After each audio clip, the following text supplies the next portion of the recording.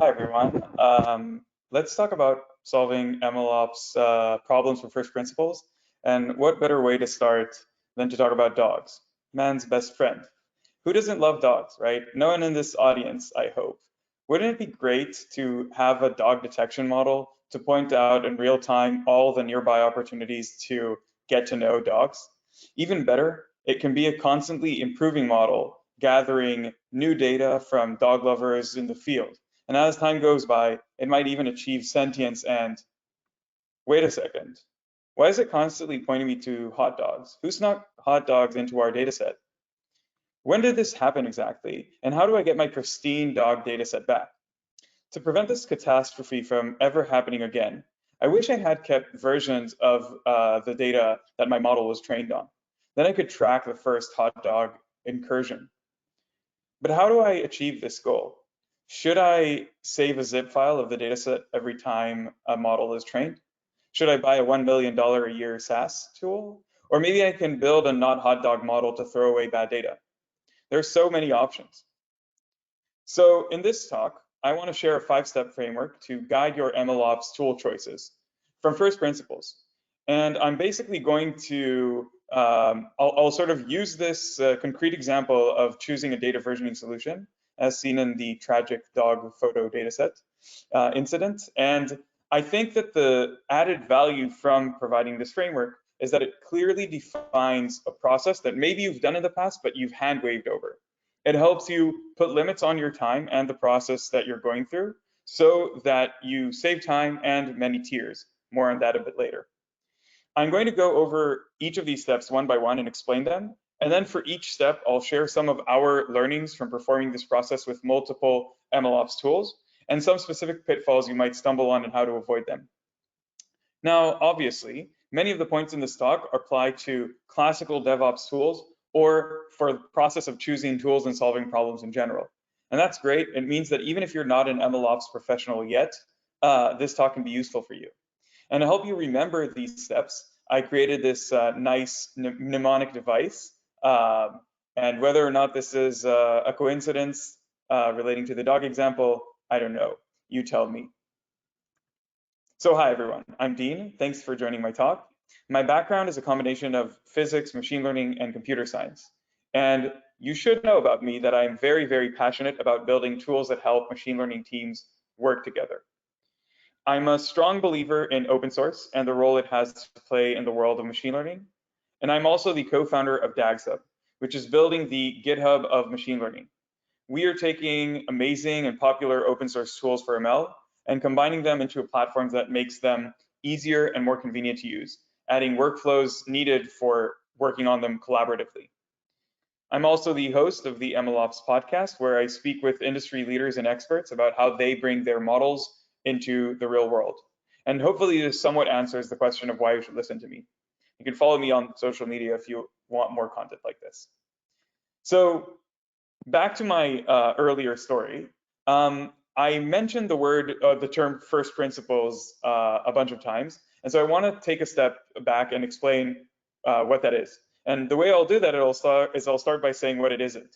So we want to avoid in thinking in analogies or in terms of I want what I think other people have. That is the great way to choose solutions which have the best marketing or to copy what your friends are doing, even if it's not what you actually need. And instead, first principles is basically starting with the fundamental truths that underlie a problem that we're going to solve, the things that we know with most certainty are true, and then reasoning about the solution from there, sort of bottoms up reasoning. And it might sound like an obvious process, but surprisingly, very few people do it. Now, later, after you've done this, you can ask what other people are using or search for these analogies. And those are actually useful heuristics. But one meaningful result of doing this first principles or bottom-up thinking is that you'll be more resistant to marketing. Now, this is not me claiming that doing first principles MLOps is easy. It's actually really hard due to something that I like to call MLOps fatigue. We have so many tools to choose from, and everything feels siloed, and with vague marketing messages and interfaces, it's really, really hard to see how we can create a cohesive workflow. And then we have these marketing messages saying, iterate faster, all your machine learning needs solved. You can get started in just 5 minutes. And this mess usually leads to a process that is kind of like 4 stages of grief. So hopefully, let me know if this resonates. So the first stage is you start by doing everything manually. You email pickled models and things like that. And in the beginning, that's actually okay. It's sort of a lean approach. We're doing this process manually for the first few times, and that will give us a much better first principles grasp of where there are actual friction points and what requires automation. But at some point, we're going to start losing work or time or sleep over things that you could easily resolve with better tools. And then we graduate to step 2, which is taking a look outside and then realizing that there are a ton of tools to choose from. Everyone says that their tool is the best thing since sliced bread. And so you get into analysis paralysis. And this can be really tiring and depressing. And at some point, you realize that the time you spent evaluating tools was larger than the time it took you to if you were building this tool from scratch. And so you give up and adopt the mentality of solving everything at once. You start by ruling out any tool that doesn't provide everything you need and might need in the future. You start saying things like, my problem is MLOps. I need to solve MLOps. Now, doing everything usually means being mediocre at everything. Edge cases are going to pop up that are only served by best-of-breed standalone tools, and those are going to be harder to integrate into the all-in-one tool that you chose in the beginning. And in the worst cases, this will actively lock you in and slow you down. Now, machine learning work is fundamentally experimentation oriented and therefore unpredictable. So this can be a real killer. Now, then you graduate to step 4, which is, well, I'm going to build everything myself. I mean, you know what you need best, right? And this is the most resource intensive approach. You didn't build a GitHub clone and your own cloud service. So why does it make sense here? Now, since this isn't our core business, the result in many cases is actually going to be worse than the alternative. Now, if you theoretically had a giant internal DevOps team that's dedicated to you, then maybe it's doable. But I think that one of the assumptions that I'm going to be making about this problem that we're going after is that we are not usually Google or Facebook. And if you try to solve everything in advance, we're going to need 70 DevOps people for every one data scientist running linear regression. That's probably not what we have or what we want. And it's really tempting to think about our problem as needing the scale of supporting millions of requests per second for our model. But if it hasn't received one request yet, then maybe it makes sense to start building a system that does that one request first. And I think that this approach is in fact the opposite of first principles thinking, assuming that your team is analogous to Google and then building what they have. Another assumption that I have about this problem is that machine learning and MLOps is still in its early days. I know we've been here for a while, and this is not a new conference and everything, but we're still living on the cutting edge of innovation. And that's really awesome, but it also means that many of the tools and workflows used today might be irrelevant or very different in the future. Think about a few months ago, did you know what prompt engineering was, right? And then the last assumption, maybe the most important one, is that it is all a matter of trade-offs. And so you basically are trying to balance 3 main things. One is getting to production at the relevant scale. Second is saving time or money. And the third is building a future-proof system. And I think that everyone prioritizes differently, but it's important to pay attention to all 3 criteria. And even though that is the case, remember that in most cases, a bad decision is still better than no decision at all. So we talked about what we're assuming about the problem. Now let's talk about the solution. The first thing I'm thinking about here is I want to be problem focused and not list of features focused. Now this is going to limit our search scope in 2 positive ways. The first is when we're problem focused, we might realize that there are no existing solutions for our problem. Maybe it's completely new, and so looking for tools is a waste of time. We have to build something ourselves. But the second, but I think that's the rare case. I think the second one is even more important, which is if we're problem focused, then buzzwords and marketing messages and vague things that don't really make sense in other cases affect us less and distract us less. So we can be more focused on finding something that's actually good for our needs. Now, as I said earlier, we want to start by doing something simple and manual and building this simple end-to-end pipeline to production. We want to think from first principles about which parts of what we did is going to be repeated often. And this might include things like data labeling, deployment, model training, maybe something else. But usually from our experience, this varies wildly and depends on the business problem you're solving, your data domain, your team structure, and a bunch of other things. And so this is going to let you really understand what is your unique problem parameters. We'll talk more about that later. The third point here is that in many cases, machine learning tools are inspired by equivalent developer tools. And that makes sense because there has been a lot of blood, sweat, and tears gone into building tools for devs. But still, the workflow is fundamentally different. I think the main thing is the experimentation sort of oriented flow and the scale of things like data, etc. Now, if you think about the costs and scale of handling data and the constraints that puts on the workflow and normal DevOps methodologies, that might make them all not practical. Imagine a CI/CD pipeline that needs 8 GPUs and 48 hours to train every time you git push something. Now, this means that most of the tools and solutions that you are looking at should solve for what I think of like the ML twist. Last but not least, especially because the field is still fuzzy and things are changing a lot, I think that open source software is even more important than in other cases. So if you go and buy an Oracle SQL server, you can pretty much know that it's going to be plus minus the same thing with the same limitations in a few years, and shifting to a different SQL provider is going to be relatively easy, assuming you stuck with vanilla SQL. In MLOps, the flexibility is extra important because the infrastructure is constantly changing, and so having the escape hatch of diving one layer deeper and integrating with a new data source is extra valuable. There are very few SQL-like established conventions for the specific needs in MLOps, but of course there are some standards that have emerged, like ONNX for model structure. Okay, so we talked about first principles thinking and what we're assuming of the problem and the solution. Now let's take the concrete example of data versioning and build out the method that I showed you earlier on top of it. So the first thing you'd want to do is you want to say, I want a tool to version my data. But I'm going to claim that this is actually bad form because it's going to lead you down the feature path. Instead, what I'd recommend you say is, my data is regularly changing, and I want to revert back to older versions for disaster recovery. Clearly defining which goals you want to achieve so that the tools you choose will help you do that. Now, in other words, the first step of the process is to define the problem that we're trying to solve.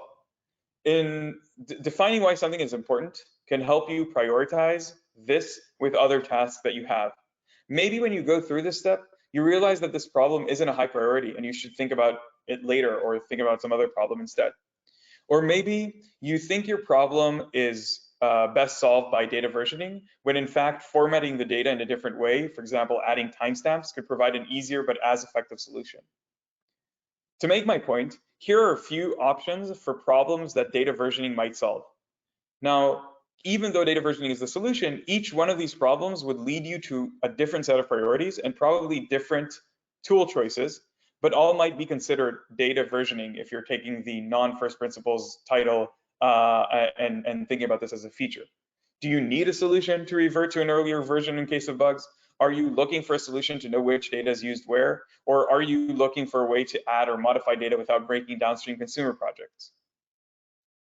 So some pitfalls we've seen in this step are, one, doing this in a post hoc way.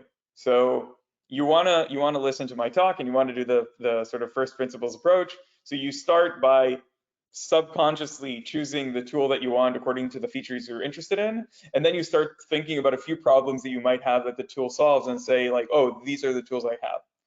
And so I recommend you don't do this. You can even try to write this down and make sure that you're clearly defining something that's just an objective problem and not related to a specific feature. The second problem, pitfall, is people have a tendency to think that all problems are equivalently important or equally important. So I gave 3 example problems in the previous slide. So you might say, oh, I have all of these, right? But I would claim that if everything is important, then nothing is. You're going to push yourself to analysis paralysis. Now, if you're not sure which is most important, you either have gone down the feature route, and you maybe didn't think enough like a product manager and correctly identified your own needs, or you might be making the mistake of thinking you are sort of a Facebook, right, where everything is a problem because you're at enormous scales. So this is not me saying that you shouldn't get a tool that solves two problems for one, but you should know which problem you're prioritizing, because many times the tools are going to trade off one problem versus another. Cool, so we defined our problems, and now you might be tempted to say, we need to get a flexible tool that supports data versioning so that we can revert in case of an emergency.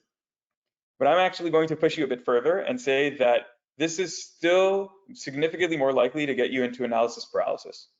And instead, what I'm going to recommend you do is you say, we need a tool for tabular data that supports add-only changes, works with MySQL databases, and can support 100 gigabytes to 10 terabytes of data. And we're only going to need to revert to an older version every few weeks. And what I mean by this is that the next step of the process is outlining your specific problem parameters. In other words, we're going to dive into the details of the challenge that you're trying to resolve and laying out the criteria and requirements from a solution that we're going to choose later. In other words, we're going to ask ourselves some introspective questions, such as, what are your problem specifics?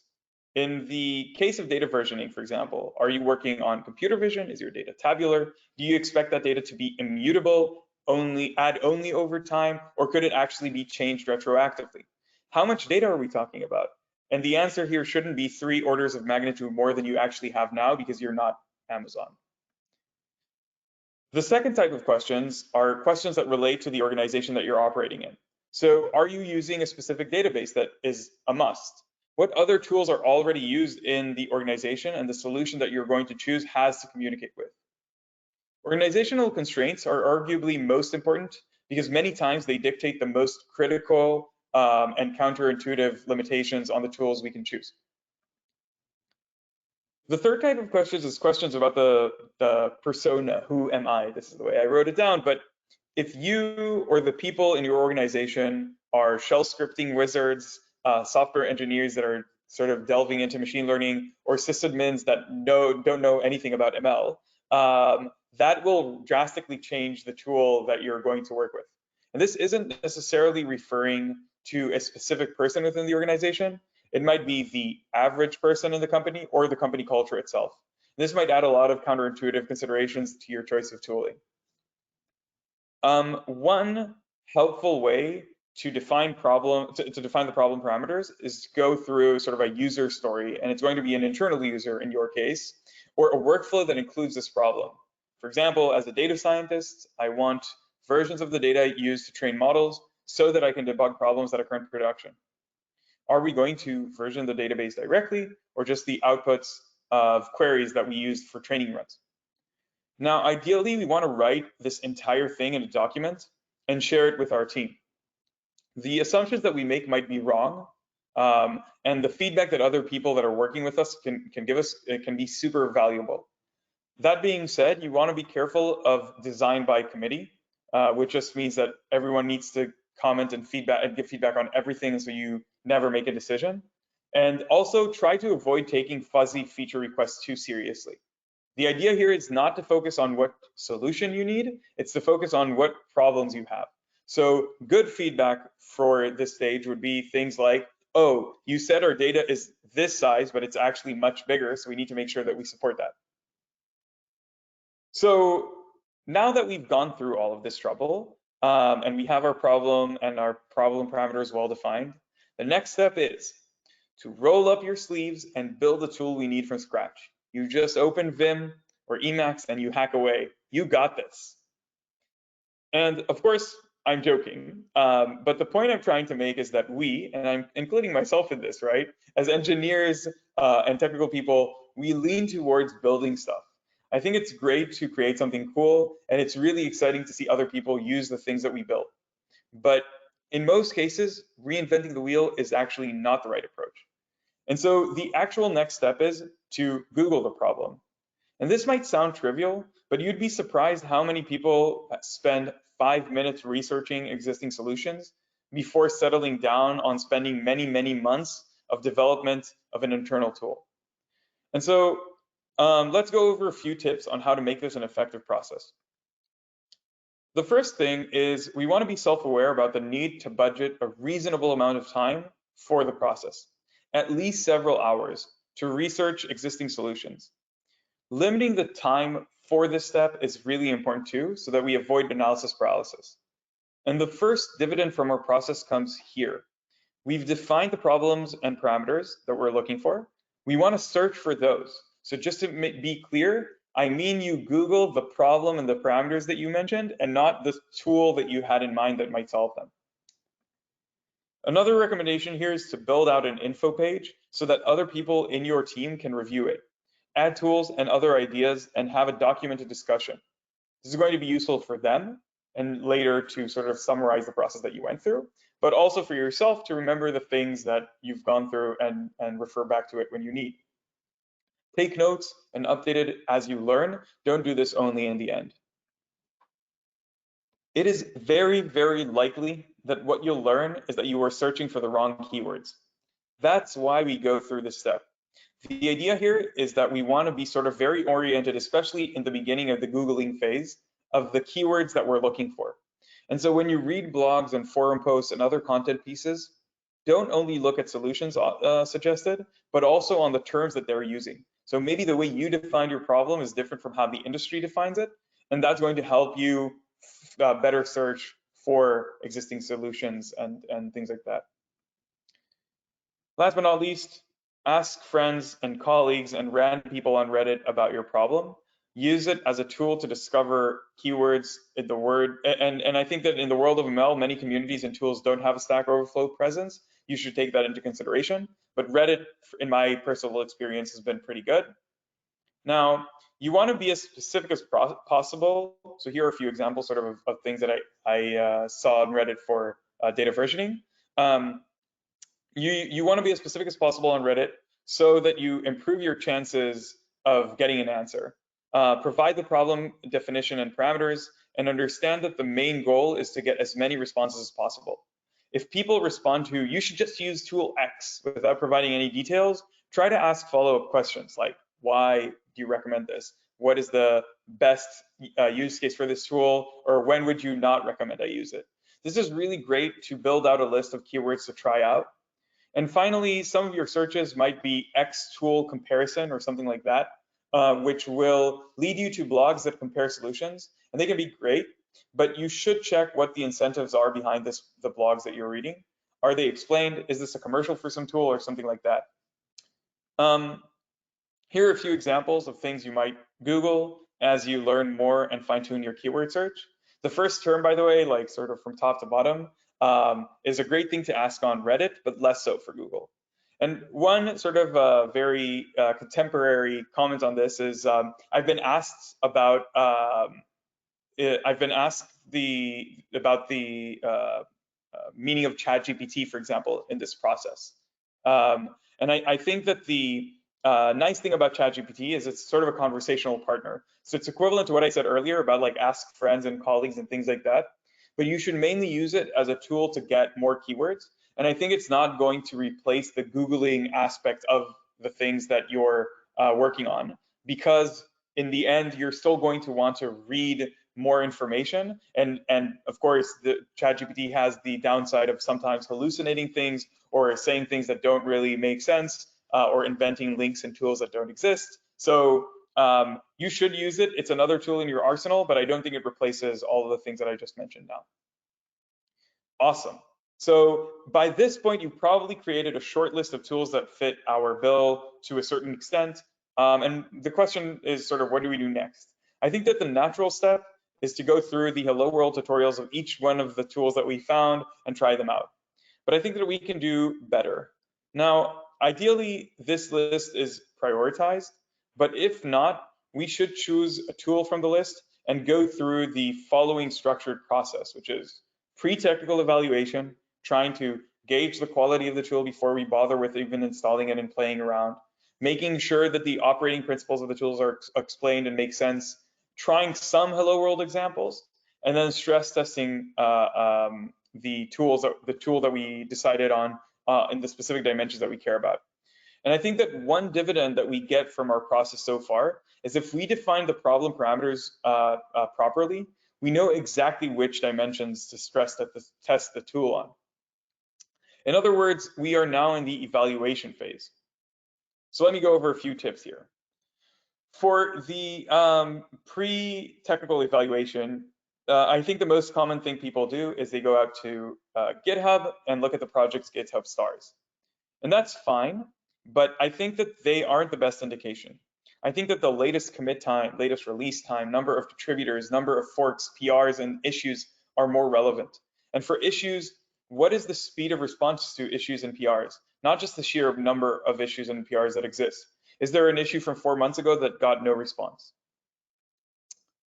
Make sure that the operating principles of the tools that you're looking into are explained and make sense.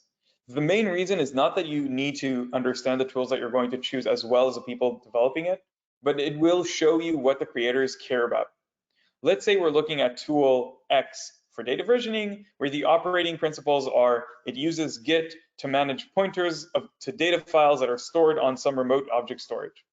It supports almost any type of object storage, but does that fit my needs? It depends, right? The simplest example is it's probably not useful if my data is stored in a MySQL database. So understanding the operating principles will lead you to sometimes counterintuitive conclusions about whether or not you should move forward with this tool before you invest a lot of time in evaluating or integrating it. Now we get to the get started, right? So the idea here is if we did the 2 steps before, well, then we have a small amount of tools. Like it should be probably 1 to 3 tools that we're trying to do a get started tutorial for to understand how they work. And I think that one tip I have here is that people in general, and specifically in the realm of data, have a tendency to over-index on the ease of getting started, right? Like it is important that it's not too hard to get started, but I would argue that how easy it is to do in a Hello World project doesn't matter that much. If it's a good tool and it takes, let's say, an hour to run as opposed to 2 lines of code, that's okay. The question is, how good is it after it's set up? And again, the importance of defining the problem and parameters is critical. If you define the problem to be reverting to an older version in case of a disaster, then making sure it does that without adding a huge burden to day-to-day uses is really, really important. Last but not least, I want to talk about stress testing. So to give an example of what I mean by doing this, right? Let's say I'm working on a computer vision problem, and my data is in the order of magnitude of thousands of images. It might be useful to try out the data versioning tool that I'm going to choose with 10,000 images as a stress test. So 1 order of magnitude more than the actual amount I expect to use, because we're not Tesla. And in another case, it might be useful to see if it supports streaming data. Now, one of the questions that I got in the past when I showed this slide is, well, what if I don't have my data set yet? I know I'll have 1,000 images, but I don't know, they're being labeled right now.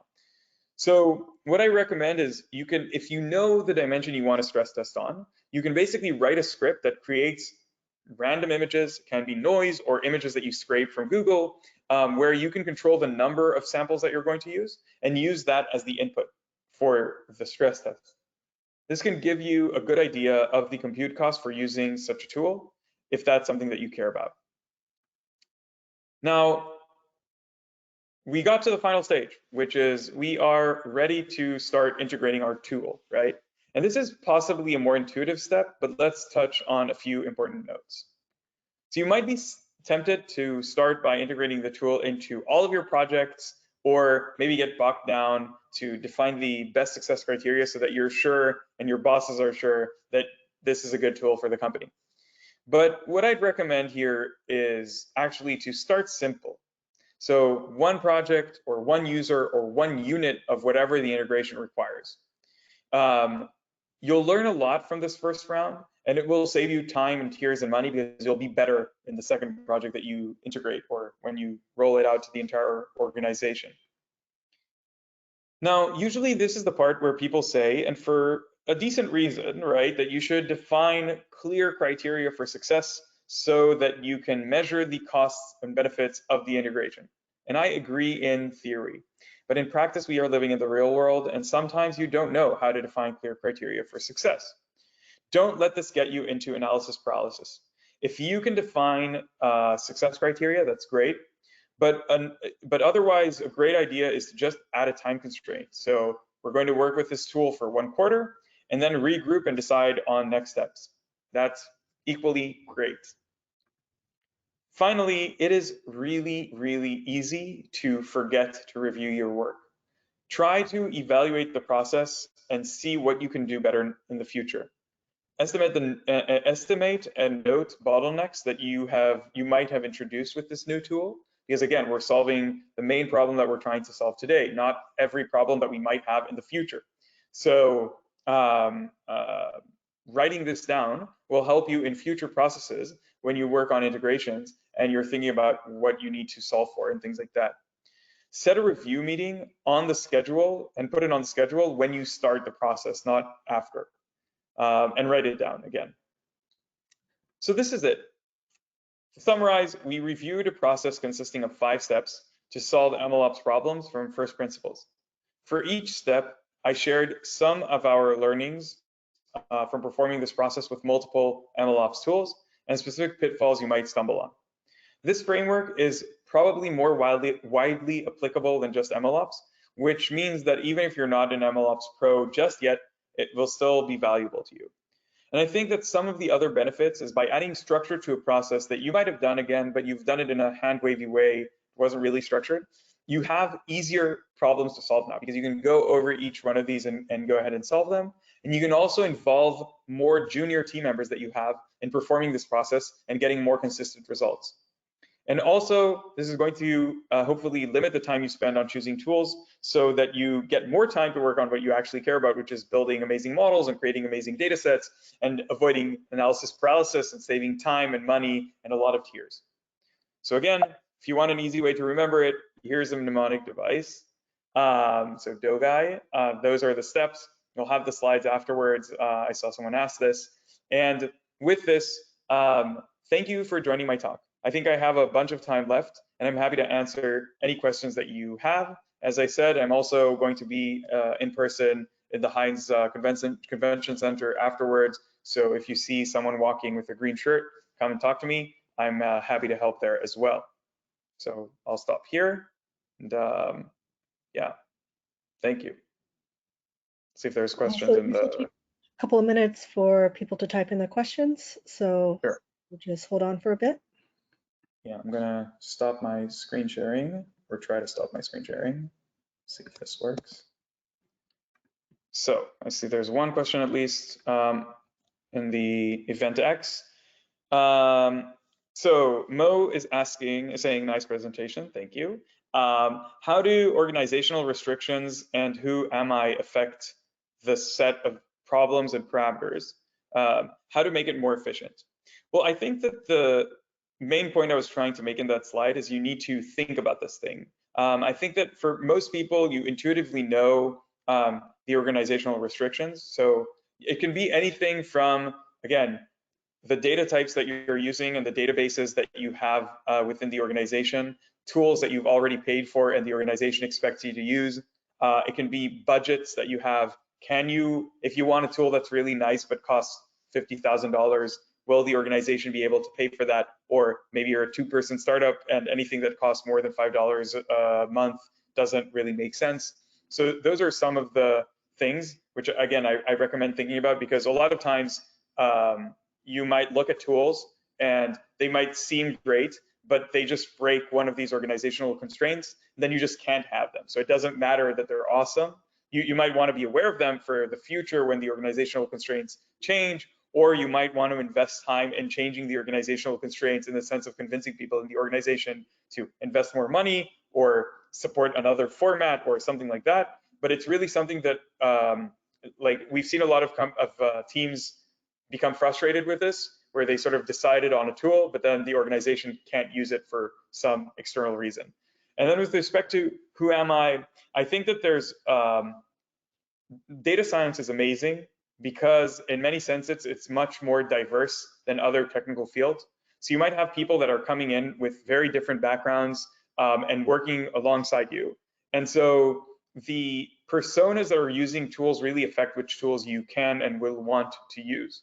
And so thinking about what the technical level of the people in the organization is, how willing they are to learn new tools versus using things that they're already familiar with, even if they're like not the perfect solution for your problems and things like that, that's going to, again, help you limit the search space, right? So you're basically searching through a huge space that has hundreds, some places claim thousands of solutions for different problems, and you want to narrow that search space down. So these are all tools that are making it so that you have less tools to look at, and ideally better a better fit of the tools that you find. Awesome.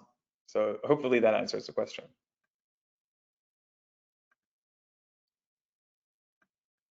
Okay. Are there any other questions? We'll By the just way, give yeah, sorry. a minute to type in if they. Yeah.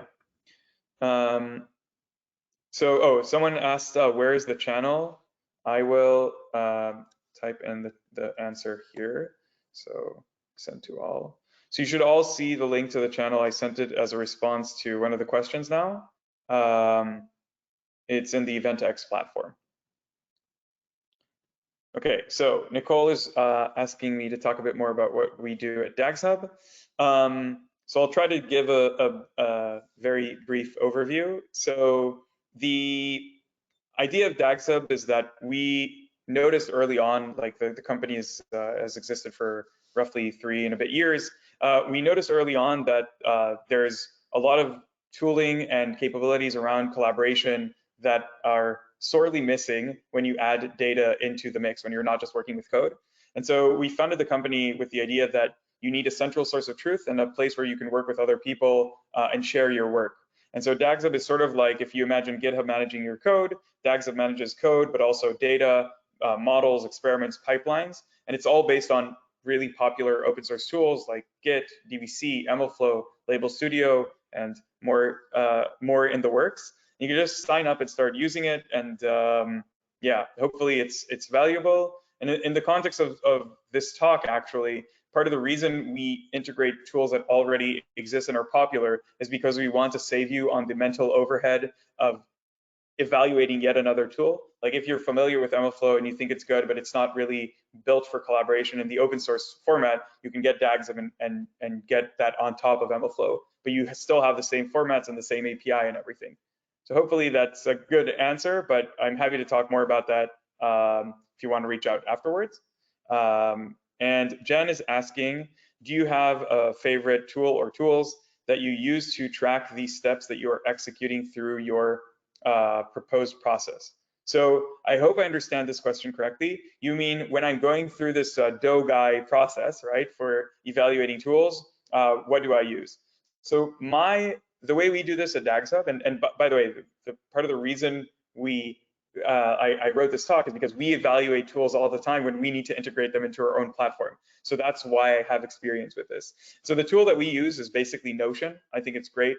It has the ability to comment on the content that you're writing and tracking. And so you can actually have like a template, which we have something pretty similar to this, where you sort of, when you're creating a tool evaluation, it creates this template that has these steps. It's like, what is the, or not searching for tools, but rather looking to solve another problem. So you write like, what is the problem definition? What is the outline?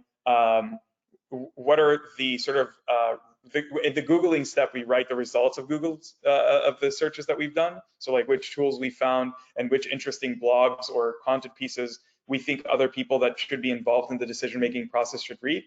And then in the evaluation stage, you can have like a table that has your criteria and maybe like a VX for yourself. Like, does this tool do the things that you care about with respect to the problem and problem parameters? And then with the integration, it's mainly the retrospective thing that, or it's the maybe KPIs for success, or if you have those, or how long you're going to test out the tool, and then mainly the retrospective, like why, how you did the things that you did, what worked well, and what could work better next time.